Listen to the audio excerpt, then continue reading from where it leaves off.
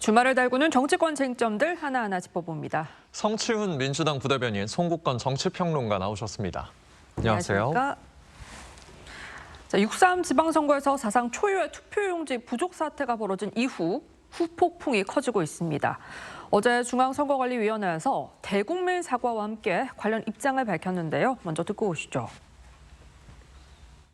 여러 투표소에서 동시다발적으로 이제 상황이 발생하였고, 저희 위원회 전임 직원이 많지 않은 상황에서 개표가 연이어 이어지기 때문에 여러 가지 상황 때문에 좀 저희가 대처가 늦어졌던 것 같습니다. 투표용지 인쇄매수 산정 기준과 절차를 전반적으로 재검토하여 재발 방지 대책을 수립하도록 하겠습니다. 선관위 투표용지 부족 투표소가 당초 서울 14곳이라고 했지만 이틀 만에 전국 총 50곳으로 정정했습니다.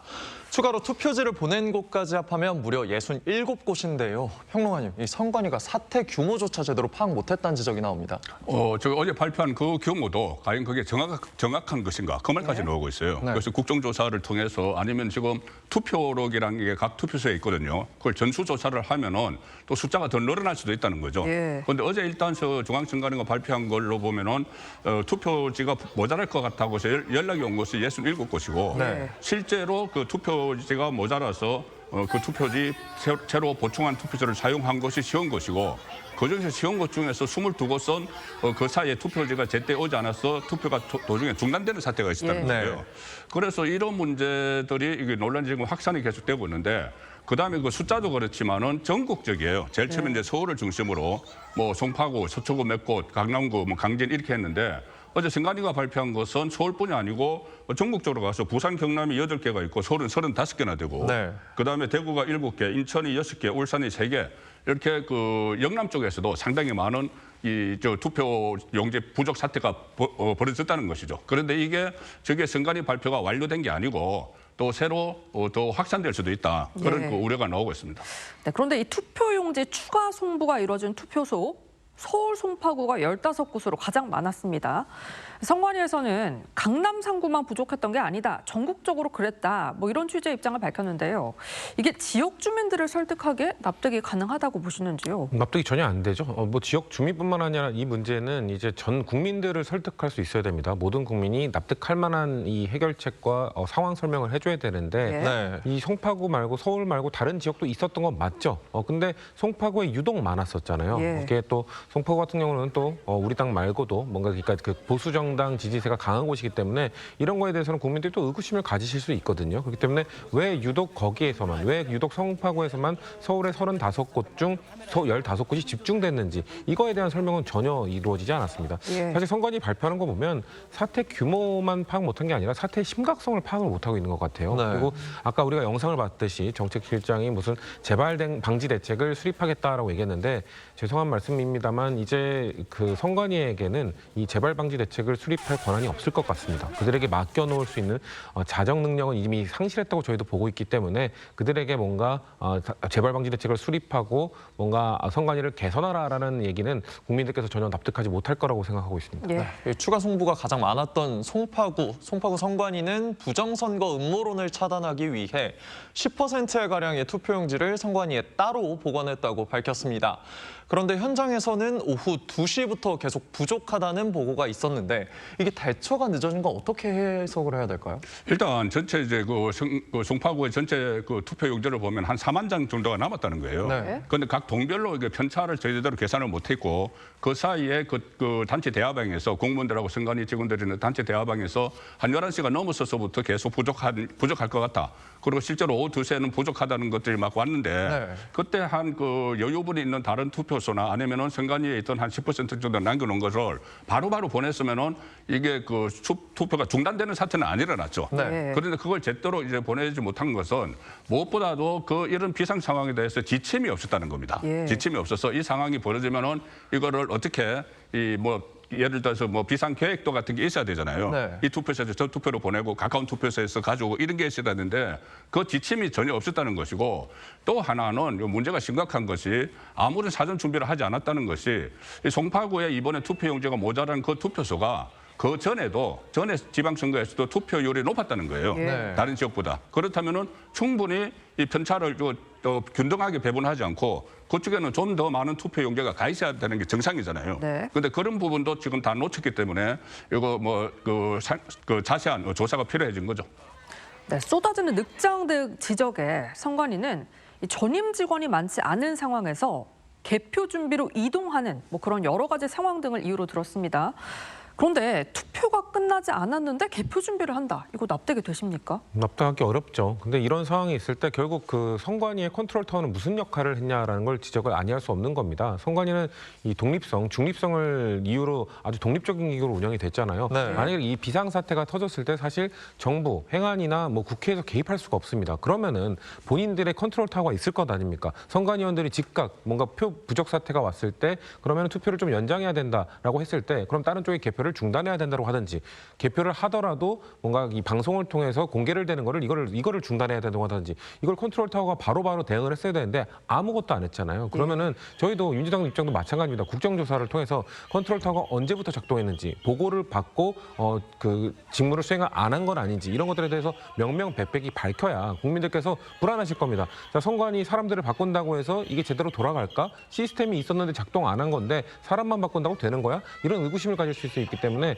저는 국정조사, 필요하면 특검을 통해서 이걸 정말 국민들이 의구심을 1도 가지지 않을 때까지 밝혀야 된다고 저희도 보고 있습니다. 예. 네, 이 선관위가 투표용지 수량 관련 지침을 50% 이상으로 개정한 것이 이번 사태의 근본 원인으로 꼽히기도 합니다.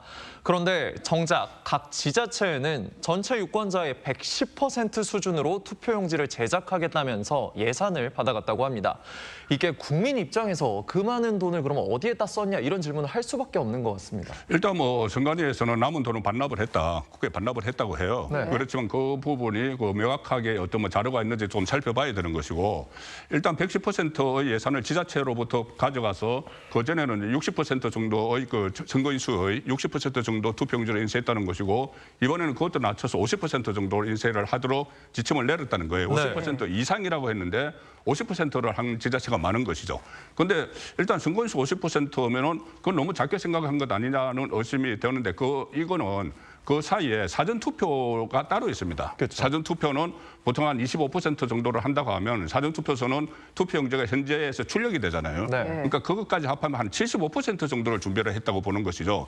75% 정도의 용지를 다 그렇게 준비를 했다는 것은 저는 기본적으로 생각할 때 선관위 같은 데서 유권자에 대한 예의 차원에서라도 유권자가 전부 다 올 거로 생각하고 100%를 해놔야 되는 게 저는 맞다고 봐요. 항상 독려해왔으니까. 네, 그렇게 100% 정도를 해놔야 되는데 투표를 그러니까 사전 투표율까지 합해서 75%를 최대치로 예상을 했다는 말이 되지 않습니까? 예. 그런데 예를 들어서 이번에 대구에 새로 편입된 군의군 같은 데는 투표율이 79%가 나왔어요. 네. 그렇다면은 그런 곳에서는 오히려 이렇게 크게 대란이 일어났다고 아직 알려지지 않는데 어떻게 이거 송파구에서만 이런 일이 일어났을까? 그리고 남은 예산을 전부 다 국고에 기속을 했다는데 그 부분도 아마 좀 살펴봐야 될 대목인 것 같습니다. 네, 이렇게 논란이 일파만파 번지자 노태학 중앙선거관리위원장은 이 투표용지 부족 사태 이틀 만에 이 책임을 지겠다며 사의를 표명했습니다. 노 선관위원장의 기자회견 발언 먼저 듣고 오겠습니다. 참정권이라는 국민의 소중한 권리를 침해하는 있어서는 안 될 일이 발생한 것에 대해서는 변명의 여지가 없습니다. 국회 차원의 국정조사 등 이번 사태에 관한 선거관리위원회의 책임을 확인하는 모든 절차에 성실하게 임하고 이후 그 결과에 따라 책임져야 할 일이 있다면 결코 회피하지 않을 것입니다. 네, 같은 날 허철훈 선관위 사무총장도 동반 사퇴의 뜻을 밝혔습니다. 이렇게 선관위원장과 사무총장이 같은 날 동반 사퇴를 한 건 4년 만인데 이 책임자 사퇴만으로 이번 사태가 좀 정리가 될 수 있을까요?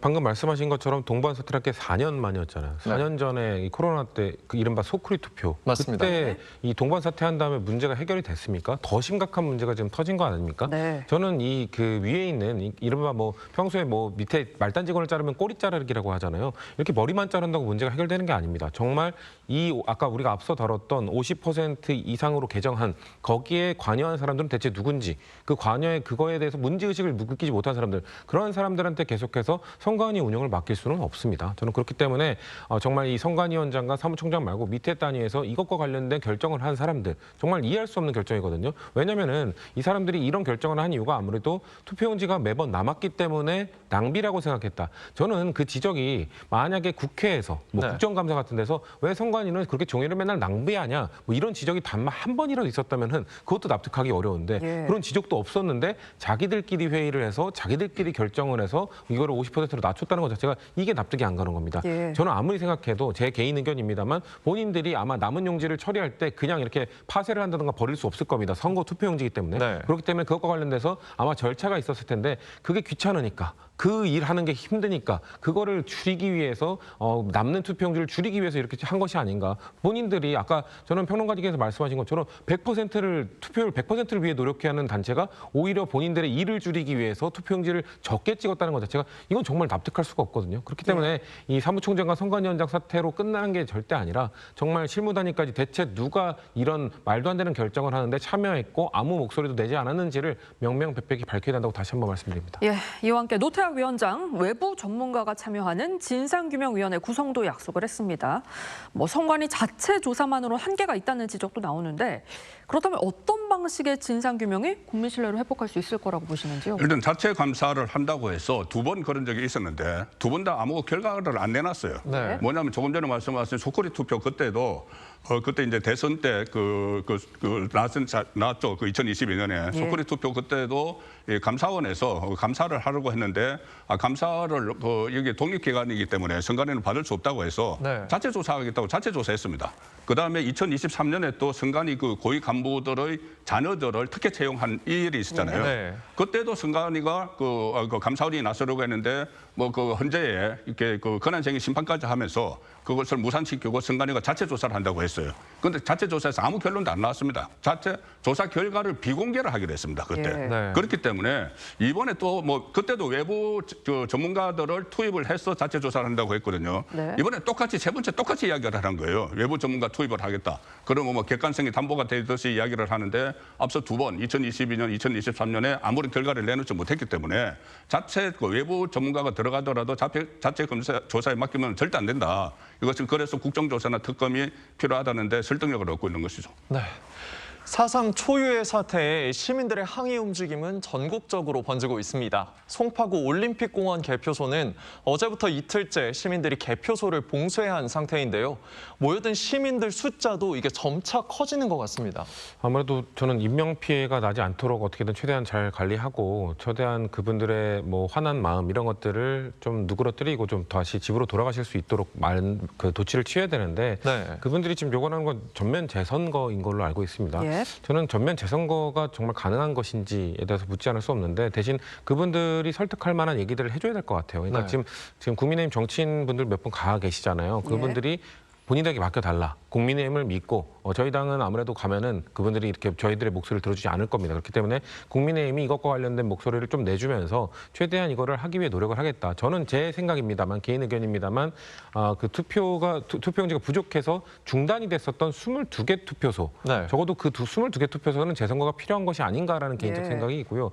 그리고 투표용지를 추가로 도달하는 곳 50곳 이것은 법적 검토가 필요할 것 같습니다. 제가 알기로 공직선거법에 따라서 원래 투표 전날 투표용지가 완벽하게 도착을 해야 그 투표용지가 인정이 되는 걸로 알고 있는데 이렇게 추가적으로 당일날 공급한 투표용지가 유효한 것인지 만약 이게 무효한 것으로 판단이 된다면 50곳까지 확대를 해야겠죠.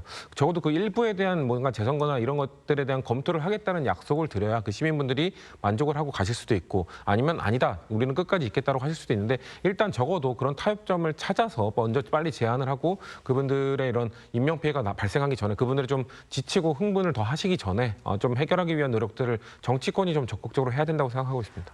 시민들이 이렇게 개표소를 둘러싼 이유는 이 잠실 7동 투표함이 경찰력을 동원해서 반출이 됐기 때문인데요. 선관위 요청으로 경찰 기동대 1,000명이 투입됐고요. 이 과정에서 시민 일부가 다치기도 했습니다. 오히려 이런 과정이 선거 불신을 더 키운 거 아니냐 이런 지적도 있거든요. 일단 뭐 선관위 입장에서는 이거 선거를 어쨌든 마무리를 해야 되잖아요. 그런데 거기 한 2,000표가 남아 있으니까 오세훈 서울시장이 뭐 그 표에 상관없이 당선이 된다고 하더라도 당선 확정 공고를 못 하는 거죠. 네. 구청장도 그렇고 한 20명 정도가 그리고 중간에 한 명 또 바뀌기도 했지 않습니까? 맞습니다. 서울시의원 같은 경우에. 그런데 선관위 고충은 있겠지만은 그렇지만은 이렇게 1,000명을 경찰력을 동원을 해서 이렇게 강제로 이거 그 투표함을 끄집어내서 이제 개표소로 가져갔지 않습니까? 그런데 개표소에서는 개표가 됐지만은 거기로 다시 이 시민들이 같이 몰려갔지 않습니까? 예. 몰려가서 거기서 다시 이게 장기화되고 있는 그 상황인데 지금도 인원이 계속 늘어나고 있다고 좀 전에 리포트에서 났지 않습니까? 예. 그렇다면은 좀 더 저를 이제 설득을 하는 그 투표소에서 설득을 하는 그런 노력들이 좀 더 있었으면은 뭐 하는 그런 아쉬움이 있습니다. 예. 네. 그런데 이번 주말 이 올림픽공원 개표소 바로 옆 대형 공연장에서 대규모 K-팝 공연이 열린다고 합니다.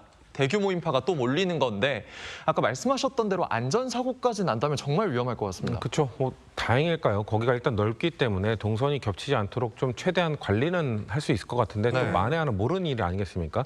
지금 하이브가 주최하는 그 콘서트로 알고 있는데 거기 한 수만 명이 몰릴 걸로 예상이 되기 때문에 거기에 그 콘서트장에 들어가는 사람들뿐만 아니라 뭔가 그 근처에서 그 분위기를 즐기기 위한 사람까지 포함하면 대체 얼마나 나올지 알 수 없는 거잖아요. 만약에 주최 측이 예상한 것보다 더 많은 사람이 몰렸을 때 혹시 그러면 그 사람들이 아무리 경찰이 통제를 한다고 해도 그거 통제선을 넘어서서 지금 이 시위를 하고 계신 분들과 충돌하거나 겹칠 경우 뭐 이분들이 뭐 의견을 달리하는 분들이 아니기 때문에 겹친다고 해서 뭐 싸우거나 이럴 분들은 아닙니다만 너무 많은 인파가 적은 장소에 모일 경우 충돌이나 이런 것들이 발생할 수밖에 없기 때문에 그런 부분들에 대해서 좀 경찰이 좀 최대한 보수적으로 지금 이걸 통제해야 된다고 생각합니다.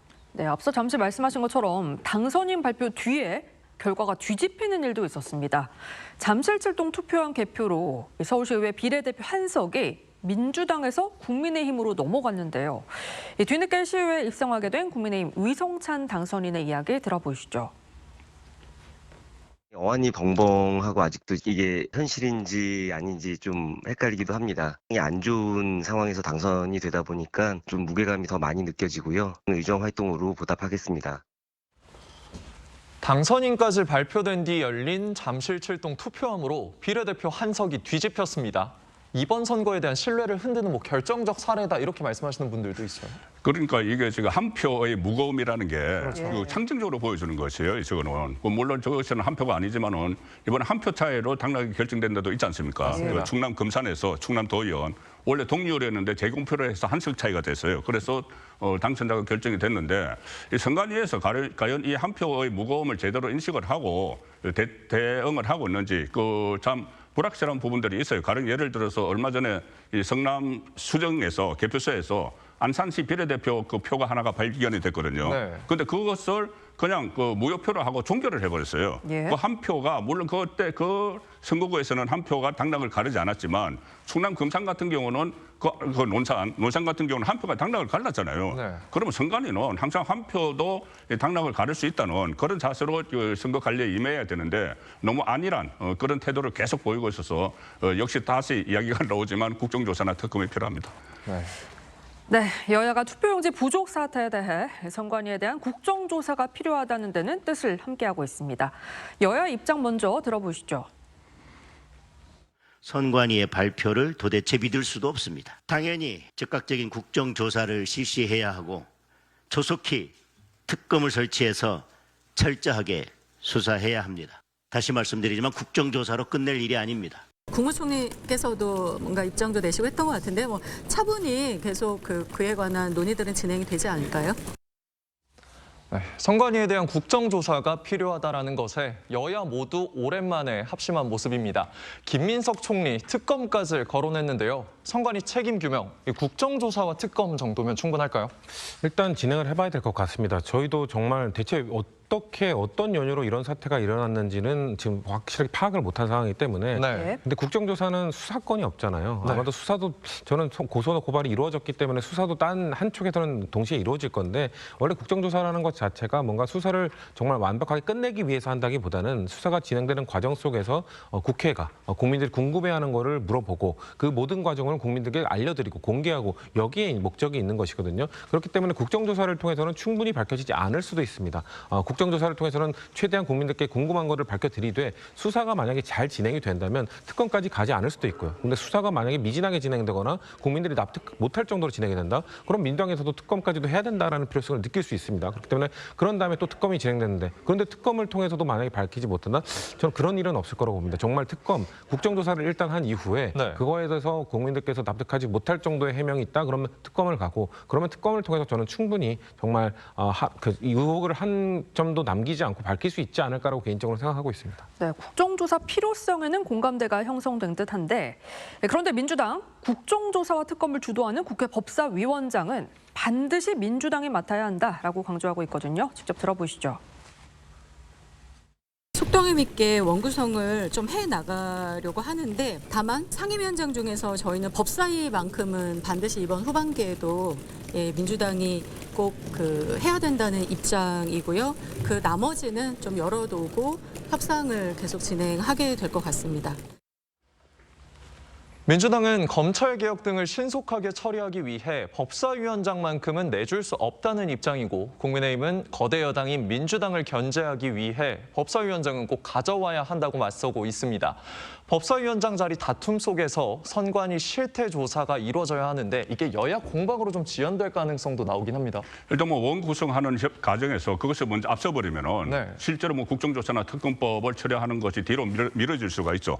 지금 22대 후반기에 바로 접어들었기 때문에. 네. 그런데 지금 법사위를 가져가야 된다는 민주당의 논리가 검찰 개혁을 완수를 해야 된다고 하는데 검찰은 이 10월달 되면 다 해체됩니다. 이미 법안 통과됐고. 그러니 그것보다는 다른 법안들을 신속히 처리하기 위한 그런 목적이라고 봐야 되죠. 네. 일단 뭐 법사위에 모든 법안이 갔다가 본회의로 넘어가기 때문에 법사위에서 잡고 있으면 안 되는 거예요. 그런데 과거에는 그런 문제 때문에 만약에 국회의장을 한쪽에 민주당이 산다고 하면 국민의힘이 법사위원장을 갖는 게 관례로 돼 있었습니다. 네. 그런데 22대 국회 때 그리고 21대 때부터 그것이 무너지기 시작을 해서 다수당이 국회의장도 가져가고 법사위원장도 가져가는 그런 상황이 지금 진행이 여태까지 되어 왔는데 예. 이번에도 역시 마찬가지로 이재명 정부 아직 임기 전반이니까 여러 가지 법안을 통과시키기 위해서 법사위원장을 가져가려고 하는 거예요. 그러면은 야당의 견제 기능이 그냥 무력화되는 그것은 상징적인 그 장면이 법사위원장인데 이걸 가지고 또 협상을 하다가 안 되면은 지난번에처럼 정체 상임위원장을 전부 다 가져가 버린다 이런 네. 말까지 나오니까 예. 이게 좀 대화를 통해서 이 부분을 좀 풀 필요가 있다고 봅니다. 대화를 통해서 풀었으면 좋겠는데 지금 여야가 보여왔던 행태를 본다면 대화가 참 어려울 걸로 저는 예상이 됩니다. 예. 일단 검찰개혁은 아직 완성이 되지 않았고요. 네. 보안수사권과 관련된 법 정비도 필요합니다. 보안수사권 같은 경우는 이제 잠시 미뤄둔 논제입니다만 민주당 안에서도 지금 의견이 좀 갈리고 있기 때문에 이거에 대한 충분한 논의가 추가적으로 필요한 부분이라고 보고 있고요. 네. 법사위원장은 말씀하신 건 맞습니다. 관례적으로 소수 정당 야당에게 좀 좋았던 건 맞는데 그 이후로 그 이전까지만 하더라도 사실 여야가 뭐 아무리 누가 소수고 누가 다수고 이런 것과 상관없이 좀 합의할 때는 합의하는 모습들을 보여왔거든요. 근데 언제부턴가 여야가 진보 보수할 것 없이 이제 합의를 안 하는 정치를 향해서 가고 있기 때문에 만약에 지금 이 다수당이 민주당인 상황에서 법사위원장 자리를 지금 국민의힘에게 줘버리면은 사사건건 아무 법안도 통과시키지 못하는 그런 발목 잡기 식물국회 상태가 될 수 있다고 저희는 걱정하고 있는 것이거든요. 맞습니다. 야당에게 좀 힘을 줘야 된다, 최소한의 견제 장치 줘야 된다는 건 저희도 이해합니다만 그렇다면 국민의힘의 지도부가 최소한의 협치를 할 자세가 되어야 했다는 걸 저에게 알려줘야 된다, 믿음을 줘야 된다라고 저희도 말씀드리고 싶습니다. 네, 이런 가운데 이재명 대통령 선거 관리에 허점이 발생한 점에 유감을 표한다고 했습니다. 이 대통령이 큰 책임감을 느껴야 한다는 목소리도 커지고 있는데요. 오세훈 서울시장은 이렇게 이야기합니다.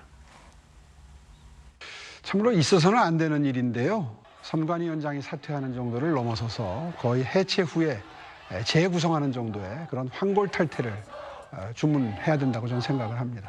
특히 행안부 장관도 그렇고 대통령도 그렇고 정말 큰 책임감을 느껴야 된다고 생각합니다. 네, 오세훈 시장, 결과적으로 모두 대통령 책임이라는 건데 이 대통령이 이번 사태에 대해 어떻게 책임져야 된다고 보십니까?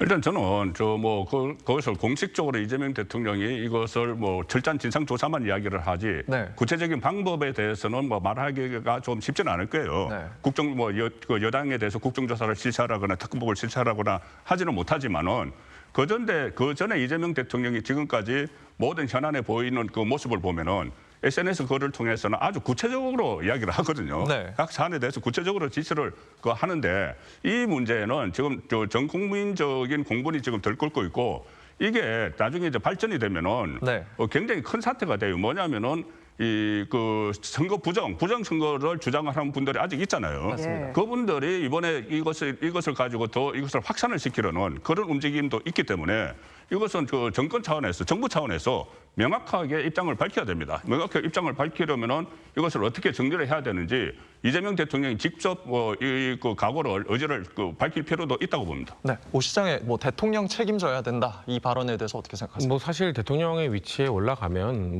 비가 와야 될 때 비가 안 와도 대통령 책임이고요. 모든 일은 대통령이 책임감을 느끼고 계실 거라고 생각합니다. 네. 근데 이 구체적인 책임과 업무 지시에 대해서는 이미 김민석 국무총리가 입장 표명을 했어요. 거기에 제가 그 어딩을 그대로 읽어드리면 수사를 포함한 모든 수단과 조치를 통해 이번 사태의 진상을 규명할 것을 지시하고 엄중한 책임을 물을 것입니다.